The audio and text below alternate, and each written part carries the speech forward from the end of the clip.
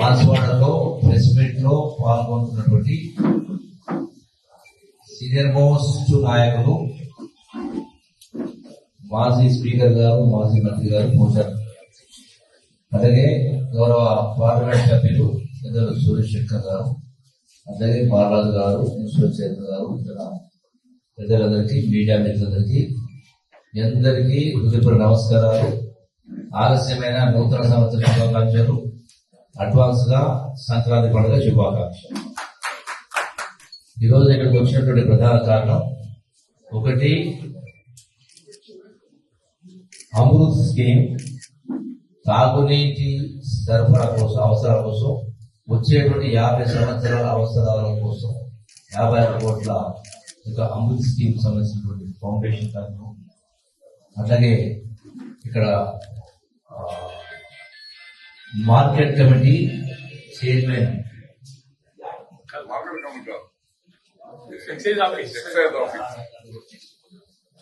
Excise office inauguration ఒకటి, so వీటన్నిటికి సంబంధించి రావడం జరిగింది. అంటే అభివృద్ధి కార్యక్రమం సంబంధించి, సంక్షేమ కార్యక్రమం సంబంధించి రావడం జరిగింది.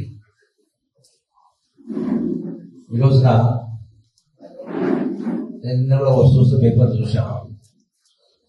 అంటే నాయకుడు, అంటే మా 10 సంవత్సరాలు ప్రభుత్వంగా ఉన్నటువంటి నాయకులు ఏ విధంగా మాట్లాడుతూ ఉన్నారు అంటే వాస్తవాల్ని అవాస్తవాలుగా చిత్రీకరించి ప్రజల్ని మభ్యపెట్టే కార్యం చేసి కేవలం 1 సంవత్సరం అధికారం కోల్పోగానే పూర్తిగా అంటే ఏదో కొంపరున్నట్టుగా, ఏదో పోతున్నట్టుగా మళ్ళీ ఎప్పుడు రావాలి ఏదవలకిగా వాళ్ళ ఆశలు అనేది అడియాసలు మళ్ళీ అటువంటి అవకాశం రాదు.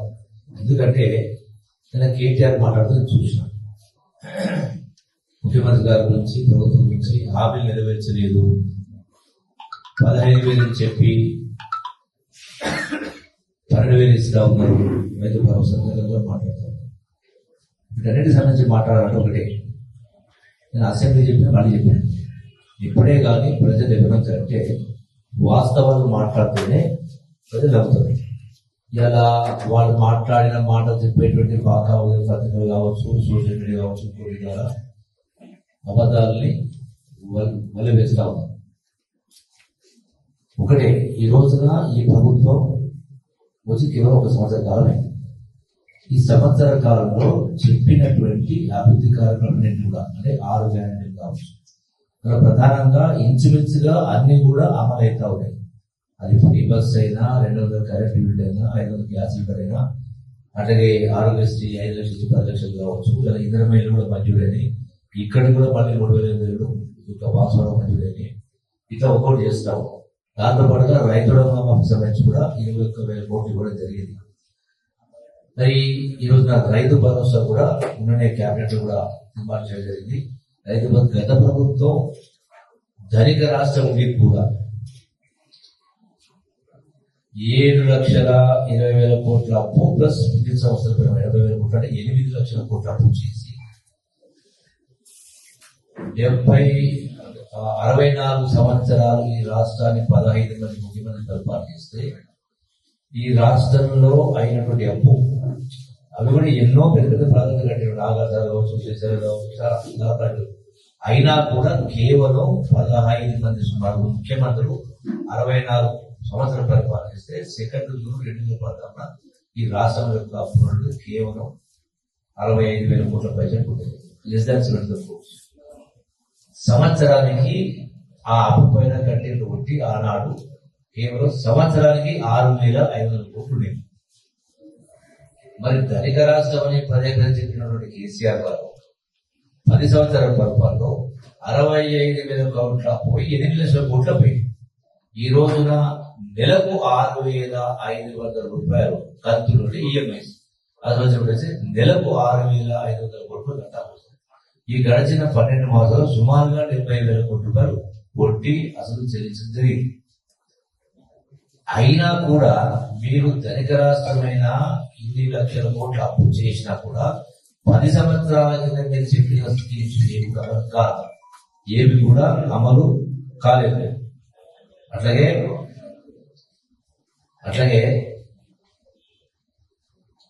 అమలు కాదు. ఆనాడు మీరు చెప్పినటువంటి డబుల్ బెడ్రూమ్ అయినా లేకపోతే 3 ఎకరాల భూమి అయినా నిరుద్యోగ వృత్తి అయినా ఇంకా చాలా మాటలు చెప్పినాం. ఈవెన్ వాళ్ళు చెప్పినటువంటి రుణమాఫీ రైతులు లక్షల మంది మాఫీ చేస్తామని చెప్పి కూడా 5 సంవత్సరాల లోపల చేసి, అంటే ఈ 5 సంవత్సరాలు అయ్యే వరకు అసలు కలిసి ఒకడే ఒడిగా జరిపోయింది. రెండవ పర్యావరణానికి వచ్చిన తర్వాత మళ్ళీ 1 లక్ష రూపాయలు ఇస్తున్న తర్వాత కేవలం 500 మంది రైతులకి అది కూడా 5 సంవత్సరాలు చివరి ఎన్నికల ముందు జరిగింది. మరి ఇన్ని అప్పుల కుప్పను చిప్ప చేతికిచ్చి ఈ ప్రభుత్వానికి ఇచ్చిన తర్వాత కూడా ఈనాడు గౌరవ ముఖ్యమంత్రి రేవంత్ రెడ్డి నాయకత్వంలో ఇటువంటి దుర్భరమైనటువంటి ఆర్థిక పరిస్థితుల్లో కూడా 6 గ్యారెంటీలు అమలు చేస్తూ ఈనాడు రుణమాఫీ కావచ్చు, రైతు భరోసా కావచ్చు, ఇందిరమ్మ ఇల్లు కావచ్చు, ఒక్కొక్కటి ఇవన్నీ కూడా చేసుకుంటూ వస్తాం. అంటే ఎట్లా మాట్లాడుతున్నారు వాళ్ళు? ఏదైనా మాట్లాడితే దానికి అంటే ఆధారం ఉండాలి. అవాస్తవాలు వల్ల వేయించే ప్రయత్నం చేస్తాం. అట్లాగే ఈ రోజున చాలా అంశాలు ఉన్నాయి. 1 కాదు 2 కాదు. రెండవది పరిపాలన అనేది చక్కగా నడుస్తాం, ప్రజాపాలన. పురాణ మేము మంత్రులుగా ఉండి కూడా ఆనాడు ప్రగతి భవన్కు వెళ్లే పరిస్థితి లేకుండే. ఎర్రవెల్లి ఫామ్ హౌస్ లోనే గేట్ నుంచి బయటకు వచ్చేది, కళ్ళకు నిర్మించే పరిస్థితి. అటువంటిది నాడు సెక్రటరీకు ఎమ్మెల్యేలో పోలి పరిస్థితి ఉంటే ఎంట్రీకి అవకాశం లేకుండే. సగటు పౌరుడు సాధారణ వ్యక్తి కూడా ఇలా ప్రజాభవన్ పోతా ఉన్నారు, సెక్రటరీ పోతా ఉన్నారు, మంత్రులు కలుస్తా ఉన్నారు, ముఖ్యమంత్రులు కలుస్తా ఉన్నారు, జరుగుతా ఉన్నారు. అంటే దుర్మార్గం అరాచక పాలన జరిగింది, ప్రజా వ్యతిరేక పరిపాలన జరిగింది కలిసి 10 సంవత్సరాల కాలం. ఇవన్నీ కూడా ఆనాడు పటాపంచ చేసి ఇలా ప్రజలు మెచ్చే విధంగా ప్రజాపాలన కొనసాగుతుంది రాజ్యంలో ప్రభుత్వం. అంటే వాళ్ళకు భరించలేకపోతాం.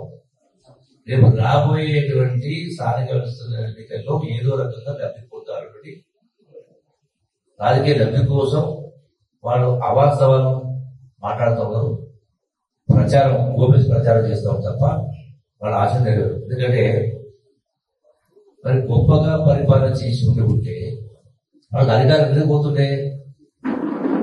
సరే సరే దురదృష్టమో అదృష్టమో గడిచిన 2014 వాళ్ళకి అవకాశం వచ్చింది. ఇంత జరిగినా కూడా వాస్తవంగా మరి వాళ్ళకు ఈనాడు కాంగ్రెస్ ప్రభుత్వం పైన నమ్మకం ప్రజలు తెలంగాణ రాష్ట్రాన్ని ఇచ్చినటువంటి పొరపాటు చేసినటువంటి పర్యాప్త తెలంగాణ రాష్ట్రాన్ని ఇచ్చినటువంటి సోనియా గాంధీ కాంగ్రెస్ పార్టీ ఇప్పుడు తీసుకోవాలని అధికారం కూడా అప్పగించబడింది.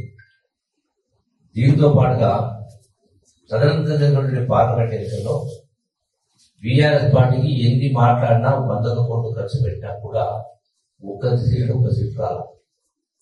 మళ్ళీ బీఆర్ఎస్ పార్టీ అధికారం రావడం అనేది కళ, భూస్థాపితమైంది. ఇప్పుడే ఉన్నటువంటి వార్త, కేటీఆర్ కేసు హైకోర్టు కొట్టేసింది.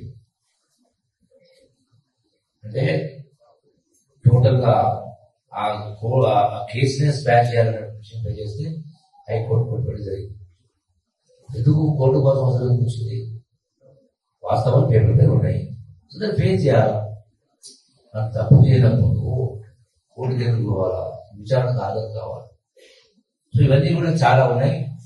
ఎవరు ఏం మాట్లాడినా ఎన్ని మాట్లాడినా ఈనాడు ఈ ప్రభుత్వం ఇవన్నీ చేస్తూ దీంతో పాటుగా హైదరాబాద్ నగరం జరగాల, హైదరాబాద్ రాష్ట్ర ఆదాయం పెంచాలా, పెరిగిన ఆదాయం అభివృద్ధి, పేదలకు అభివృద్ధితో పాటుగా పేదలు కూడా పంచిపెట్టాలంటే ఆలోచన. పేదవాళ్ళు కూడా ఇలా మహిళలు కూడా లక్ష్యాన్ని సాధించాలని ఒక తపనతోటి ప్రభుత్వం పనిచేస్తాము. మీరు చూసి మూసీ రివర్ గురించి కూడా, మూసీ నది కలిసి గతంలో బీఆర్ ప్రభుత్వం ఉన్నప్పుడే మూసీ రివర్ బోర్డు పెట్టి ఆనాడే అది 50 మీటర్లు అని ఆనాడే మార్కేసి దాని 4 ఇల్లు ఉంది యాక్చువల్ అసలు.